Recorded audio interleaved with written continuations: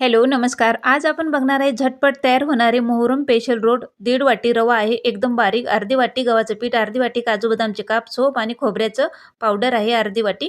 तर याच्यामध्ये अर्धा चमच विलायची पावडर घातलेली छान व्यवस्थित मिक्स करायचं आहे. मिक्स केल्याच्या नंतर एका वाटीमध्ये अर्धी वाटी गूळ, एक फुलपात्र दूध आहे. दूध छान असं व्यवस्थित मिक्स करून घ्यायचं आहे गुळामध्ये. 1 वाटी साखर आहे. साखर, गूळ आणि छान विरघळून याच्यामध्ये आपल्याला पिठामध्ये घालायचे. पीठ छान एकजीव करून घ्यायचं आहे. 4 तास भिजत ठेवायचे आहे. 4 तासाच्या नंतर बघू शकता पीठ छान असं घट्टसर झालेलं आहे.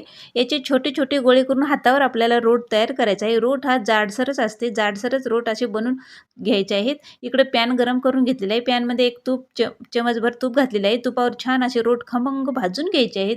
वरनं खसखस घालायचं आहे. खसखस घालून मस्त खमंग रोट भाजून घ्यायचं आहे. रोटला भाजायला वेळ लागतोय. कमीत कमी याला एवढं भाजायला मला अर्धा तास लागलेला आहे. तुम्ही पण नक्की ट्राय करा. एकदम झटपट तयार होणारे रोट